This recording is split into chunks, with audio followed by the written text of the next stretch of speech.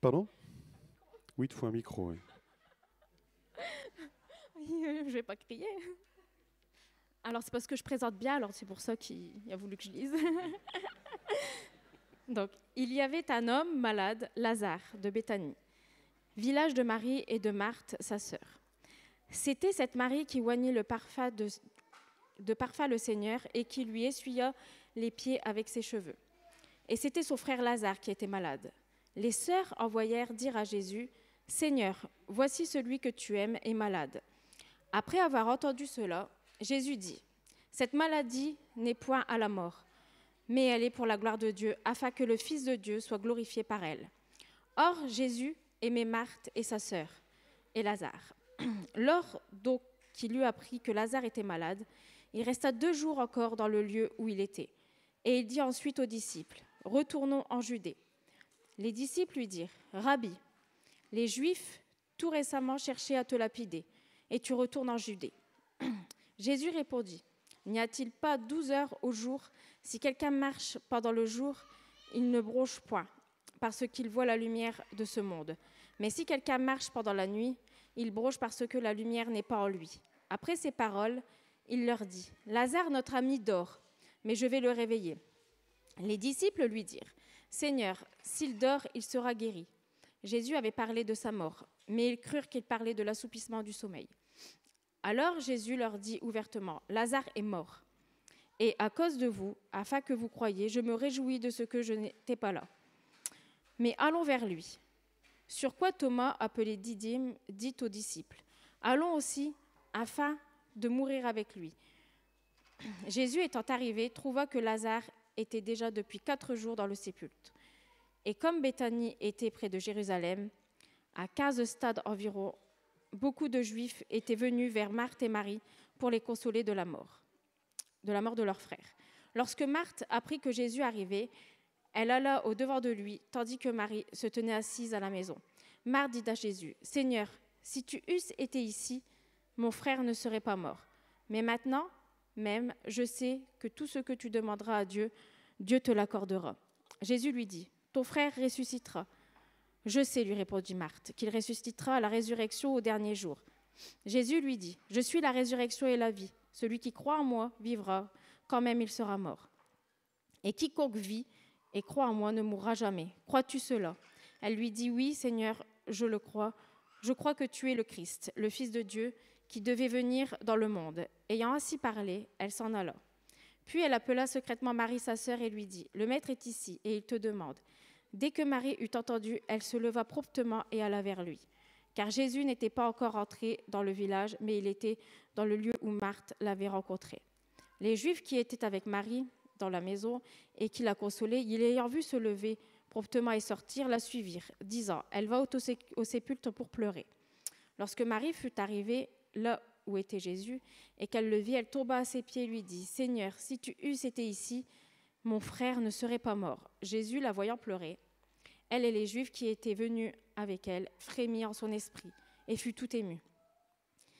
Et il dit, « Où l'avez-vous mis ?» « Seigneur, lui répondirent-ils, viens et vois. » Jésus pleura, sur quoi les Juifs dirent, « Voyez comme il l'aimait. » Et quelques-uns d'entre eux eurent dit, « Lui qui a ouvert les yeux de l'aveugle, ne pouvait-il pas faire aussi que cet homme ne mourût point ?»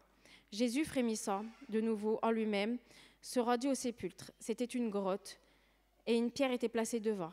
Jésus dit, « ôtez la pierre. » Marthe, la sœur du mort, lui dit, « Seigneur, il sent déjà, il y a 4 jours qu'il est là. » Jésus lui dit, « Ne t'ai-je pas dit que si tu crois, tu verras la gloire de Dieu ?» Ils ôtèrent donc la pierre et leva les yeux en haut et dit, « Père, je te rends grâce de ce que tu m'as exaucé. Pour moi, je savais que tu m'exauces toujours, mais j'ai parlé à cause de la foule qui m'entoure, afin qu'ils croient que c'est toi qui m'as envoyé. » Ayant dit cela, il cria d'une voix forte, « Lazare, sors !» Et le mort sortit, les pieds et les mains liés de bandes et le visage enveloppé d'un linge. Jésus leur dit, « Déliez-le et laissez-le aller. » Plusieurs des Juifs qui étaient venus vers Marie et qui virent ce que fit Jésus crurent en lui. Mais quelques-uns d'entre eux allèrent trouver les pharisiens et leur dire ce que Jésus avait fait. Alors que les principaux sacrificateurs et les pharisiens assemblèrent le Sanhédrin et dire « Que ferons-nous car cet homme fait beaucoup de miracles ?» Voilà. Bravo.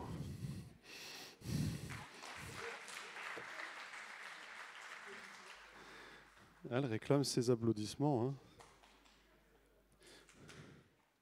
Si vous voulez mettre tes enfants, allez-y. Je vois que...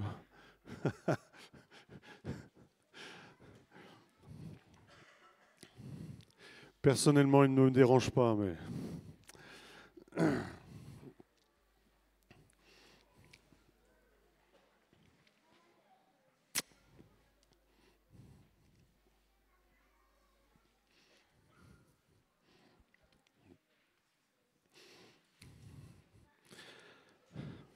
Quelle histoire! Cette histoire où Jésus est en train d'accomplir son ministère. Il allait de ville en ville, il annonçait la bonne nouvelle, il guérissait les malades, il faisait de nombreux miracles. Quand à un moment donné, on l'envoie chercher celui que tu aimes. Celui que tu aimes est malade. Amen. La première partie de ce message concerne les chrétiens de longue date. Celui que tu aimes. Donc celui qui a déjà eu une relation avec Dieu. Celui qui a déjà eu... Non, papa, il reste avec nous.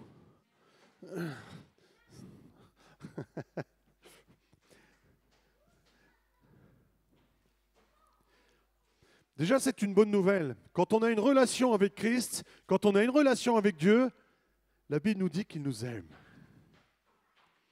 Amen. Celui que tu aimes est malade. Et peut-être qu'il y a des chrétiens de longue date qui sont malades et qui, comme Lazare, ont fait apporter leur prière. Seigneur, je suis malade. Et comme pour Lazare, vous avez l'impression que Jésus prend tout son temps. Comment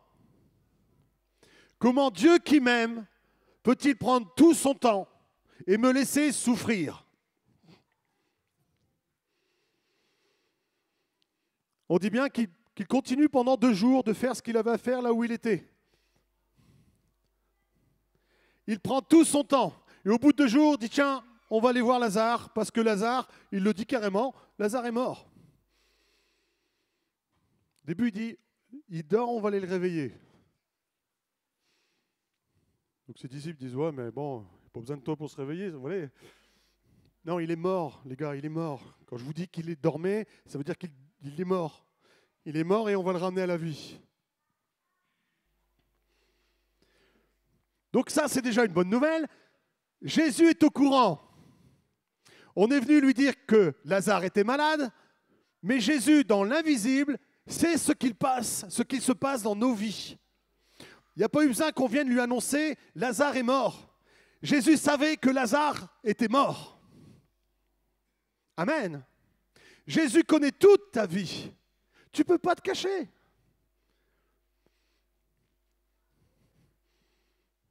Il y a un passage comme ça dans la Bible où il dit, un psaume, mais où j'irai? Où irai-je loin de ta face? Si je m'en vais à l'autre bout du monde, tu es là. Je m'en vais dans l'eau, tu es là.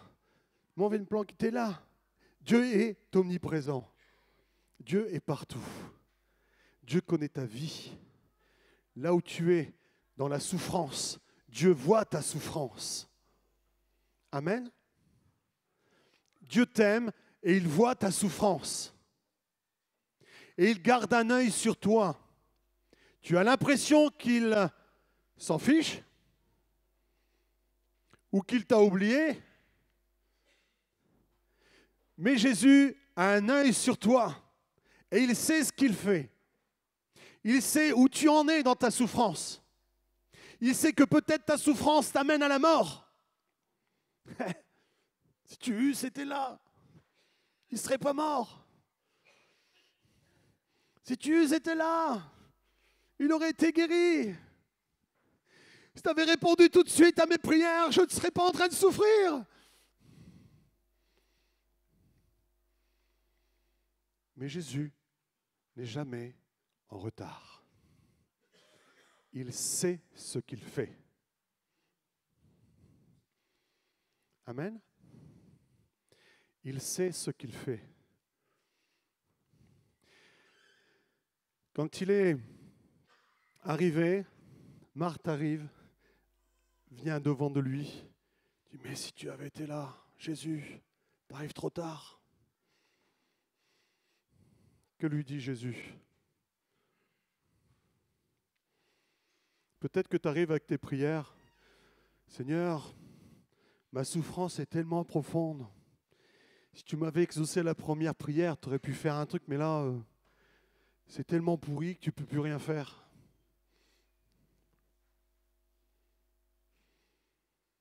Jésus, qu'est-ce qu'il a fait? Il est allé voir Marthe.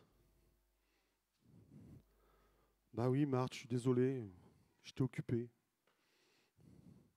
n'ai pas pu faire autrement. Je fais comme j'ai pu et... Bah viens Marthe, je vais te consoler. Est-ce que Jésus a dit ça? Qu'a répondu Jésus? Je vais lire pour être sûr de ne pas changer le sens de quoi que ce soit.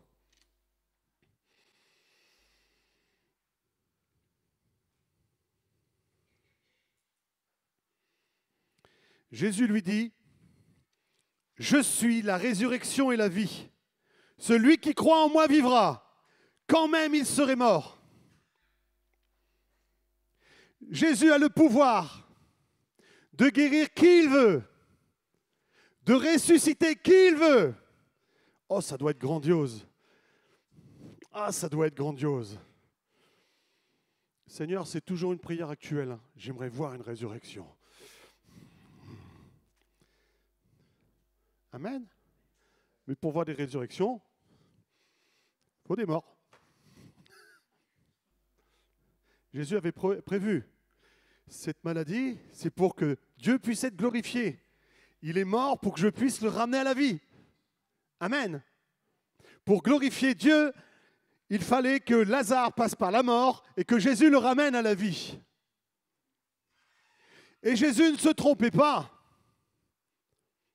Alors, ce n'est pas qu'il n'était pas affecté, parce qu'on voit qu'il tressaillit en lui-même, il était pris de compassion, il pleura même avec eux. Le verset le plus court de la Bible, Jésus pleura.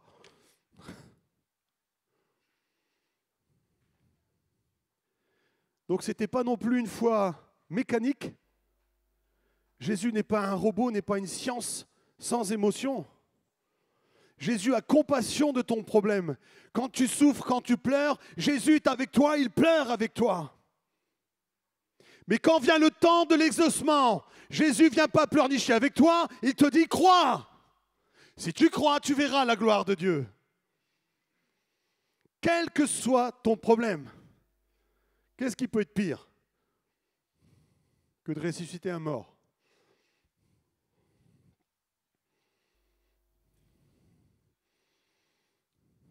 Il n'y a pas maladie plus puissante que la mort. Une fois que tu es mort, tu es mort. Quand tu es malade, tu peux encore mourir. Mais même quand pour nous, c'est plié, Jésus est encore là, capable de remettre la vie. Mais Seigneur, ça fait 4 jours qu'il est enfermé. Il sent. Oui, peut-être que ta situation, elle pue. Oui, peut-être qu'elle te fait mal, qu'elle dérange tout le monde. Parce qu'on prie souvent pour les malades. Mais on oublie souvent ceux qui sont autour des malades, qui supportent, qui aident, qui assistent. Eux aussi sont dans la souffrance. Bien souvent, en plus chrétiens,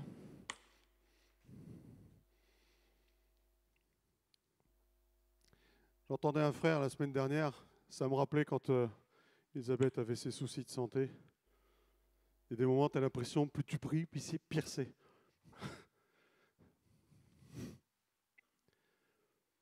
Et tu es là, un peu comme un homme, comme un Loïc, face à sa femme qui accouche. Tu es à côté, puis tu as l'impression de servir à rien. C'est complètement inutile. Allez, pousse. Ça va aller. Pousse. Mais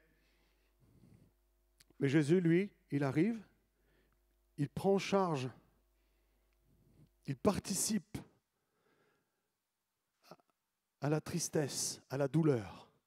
Il vient, il est avec toi, il se met à ton niveau, il rentre en lui-même, il tressaille, il pleure, mais ne s'apitoie pas sur ton sort. Il te ramènera toujours sur le terrain de la foi. Si tu crois, tu verras la gloire de Dieu. Je suis la résurrection et la vie. Celui qui croit en moi ne mourra point. Amen. Je ne sais pas, je ne connais pas tout le monde, surtout qu'aujourd'hui il y a beaucoup de nouveaux, des connaissances de Loïc et Angélique. Je reconnais des voisins qu'on a croisés. Je ne connais pas vos vies. J'en connais certaines.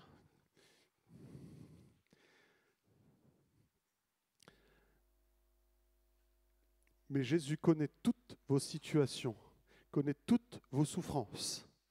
Des fois, c'est peut-être des souffrances qui datent depuis des années et des années et des années. La femme à la perte de sang. Combien d'années, Kat? 12 ans. Elle avait tout dépensé. Elle avait vu tous les spécialistes. Tout. Absolument toutes les solutions ont été usées. Ce qui lui a redonné espoir, c'est de voir une population se déplacer près de chez elle, de se dire, mais tiens, mais qu'est-ce qui se passe là-bas? Pourquoi il y a tant de remue-ménage avec tout ce monde? Mais c'est parce qu'il y a un prophète qui passe, qui s'appelle Jésus. Il guérit tous les malades. Ah, ça m'intéresse. Ça lui a redonné l'espoir. Elle est allée sur le terrain de la foi. Elle est allée toucher le bord du vêtement de Jésus. Et en un instant, elle a été guérie, nous dit la Bible. Même si ça fait 12 ans que ça dure, ton problème, Jésus est capable de le résoudre. Je ne suis pas en train de t'annoncer l'évangile à l'eau de rose, l'évangile bisounours. Donne ta vie à Jésus, tu n'auras plus jamais de problème. Non, tu auras toujours des problèmes, mais Jésus sera avec toi pour te bénir. Jésus sera avec toi pour mettre de la vie là où tu penses qu'il y a de la mort. Amen. Flo, ouais. Si tu crois, tu verras la gloire de Dieu. Mais oui. Amen.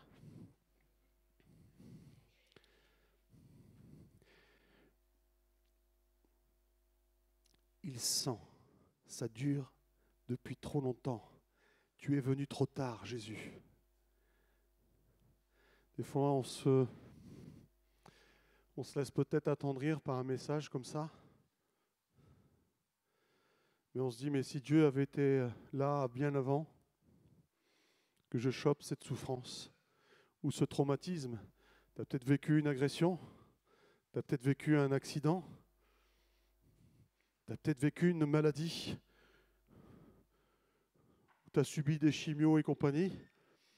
Tu dis, mais si j'avais eu Jésus avant, alors j'aurais pu le servir. Alors oui, j'aurais pu croire.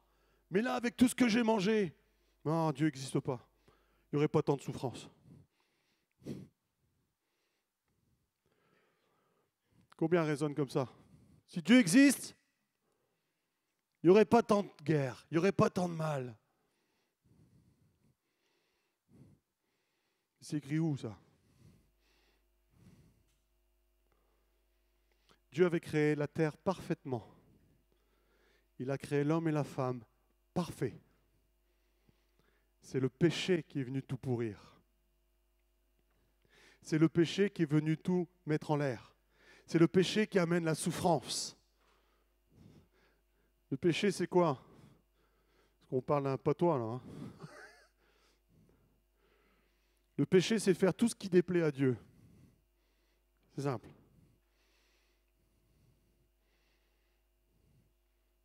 Tout ce qui déplaît à Dieu. Parce que souvent, quand on dit à quelqu'un, mais il faut que tu te repentes de tes péchés. Tu demandes pardon à Dieu pour tes péchés. Souvent, la personne va dire, bah, j'ai volé, j'ai tué personne, je ne suis pas pécheur, moi. Péché, c'est faire tout ce qui ne plaît pas à Dieu. Et la première chose qui déplaît à Dieu, c'est ne pas passer du temps dans sa présence. Il nous a créés pour que nous puissions vivre notre vie avec lui. Il y a combien de parents ici? Levez les mains, les parents. Tous qui a eu des enfants, levez les mains. Oui, ma femme, tu lèves les deux mains, oui. Elle n'en a pas eu assez, elle travaille en crèche. Eh bien, on va prendre ton exemple, tiens. Vous voulez la faire souffrir? Prenez-lui ses gosses. Enlevez-lui ses enfants. Et dites-lui, tu ne les verras plus jamais. Eh bien, c'est terminé, il n'y a plus d'Élisabeth. Dieu a créé l'homme, il vous a créé. Et son désir, c'est de passer du temps avec vous, de pouvoir vous aimer, de pouvoir vous bénir. Mais la plupart d'entre vous, ils ne vous voient jamais. Vous déchirez le cœur de Dieu. Quand on refuse la présence de Dieu, quand on refuse sa vie, nous déchirons son cœur. Et là, c'est l'état de péché. Là, tu es un pécheur parce que tu refuses de vivre cet amour avec ton Créateur. Ça, c'est le pire des péchés. Ce n'est pas le petit mensonge que tu vas faire. Ce n'est pas ça qui va mettre le cœur à l'envers de Dieu. C'est de refuser de vivre l'amour qu'il te propose. Dieu t'aime. Dieu se préoccupe de ta vie. Même si t'en es à... Tes pensées en sont... Ton cœur en est à 3000 bornes d'ici. Dieu fera tout pour te toucher. Parce qu'il t'aime.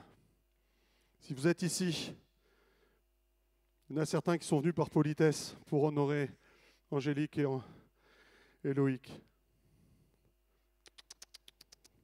Vous êtes ici, c'est parce que Dieu a voulu que vous soyez là ce matin, pour que vous entendiez ce message.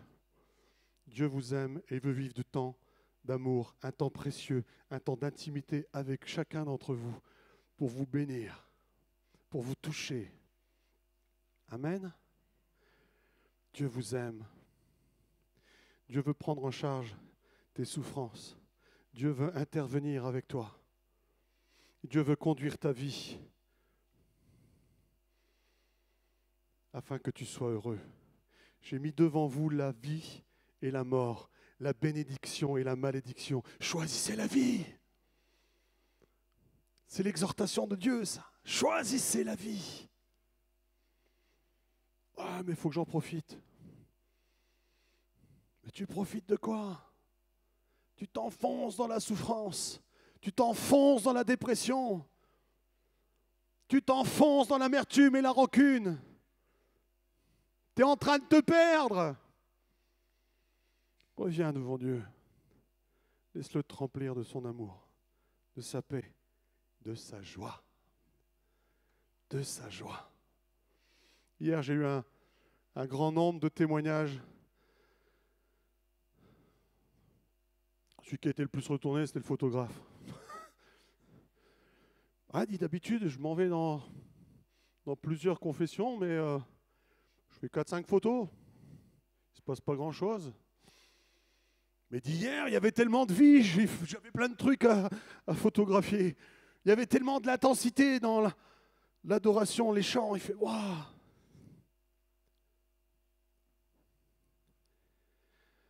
Alors soit là, la grosse majorité du troupeau, là, c'est des barjots.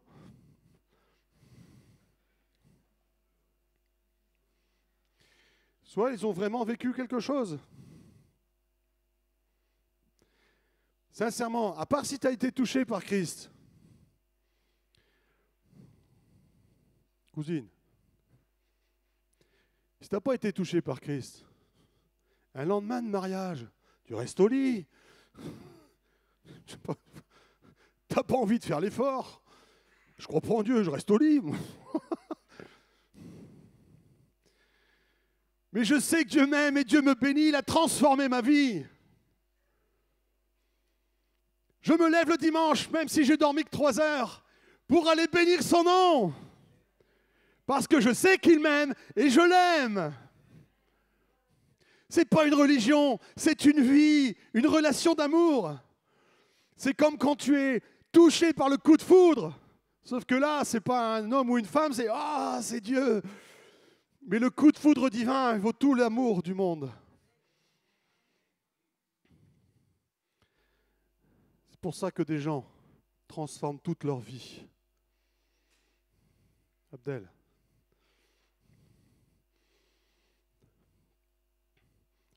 Est-ce que je peux me permettre de parler de vous? Ouais. Ouais? Abdel, ouais?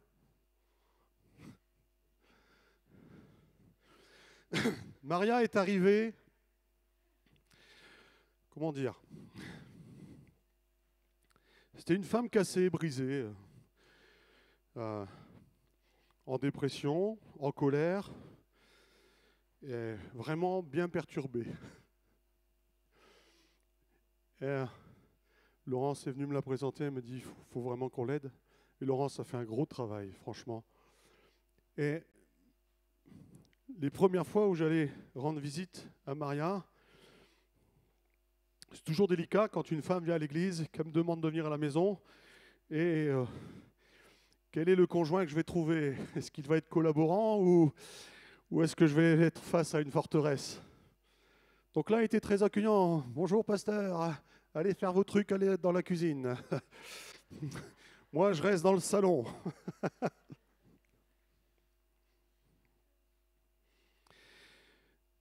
Et depuis 3 ans, Christ a commencé son travail de vie et de résurrection. Ce qui était mort chez Maria, Dieu l'a transformé en vie. Ce qui était cassé, brisé, Dieu l'a réparé, l'a libéré.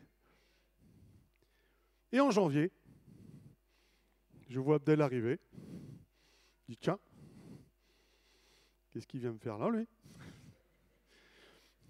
Comme je suis curieux, je suis allé le voir à la fin. Je dis, ben alors,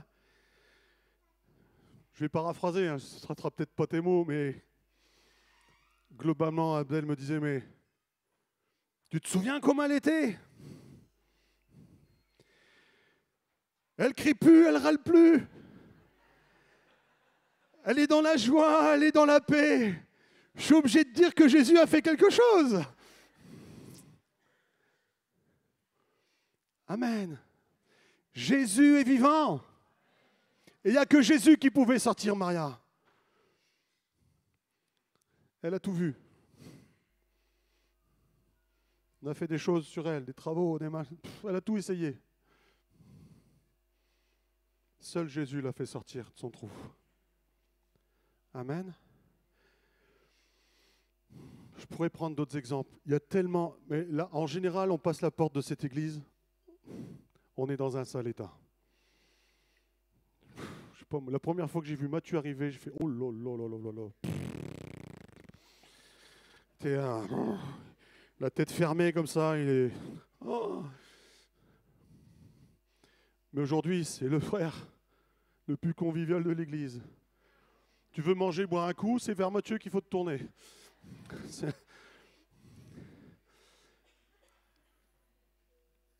Parce que Dieu a transformé son cœur. Il ne va pas l'inventer, il ne va pas le fabriquer. Ce qu'on est aujourd'hui, c'est Dieu qui l'a fait en nous. On ne peut pas le fabriquer. C'est juste qu'à un moment donné, on a choisi de croire. Si tu crois, tu verras la gloire de Dieu.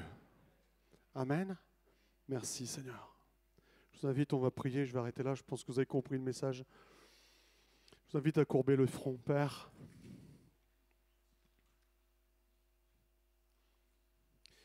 Ce matin, tu nous rappelles, pour la plupart, que nous avons un sujet de souffrance. Père, je te prie que ce soit des anciens membres de notre assemblée ou des nouvelles personnes. Comme je l'ai prêché, tu connais toutes les vies, tu connais tous les cœurs. Père, tu connais les aspirations, les soupirs. Et je te prie, j'ai pris exemple sur Maria, j'ai pris exemple sur Matthieu, ce que tu as fait pour eux, fais-le pour tous. Je te prie dans le nom de Jésus, viens nous toucher de ton amour, viens renouveler celui qui peut être cassé dans sa foi, viens panser les blessures de l'âme, viens amener la vie là où il y a la mort, libère les captifs, mon Dieu. Tu connais, Seigneur, les besoins de chacun. Dans ce texte que nous avons lu, tu as dit, Père, je te prie pour eux.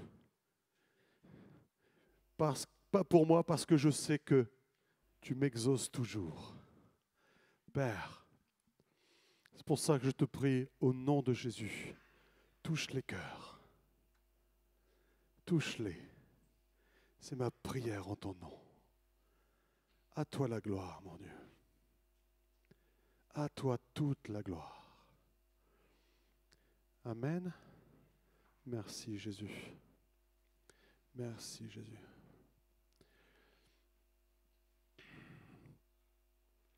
On va prendre le temps maintenant de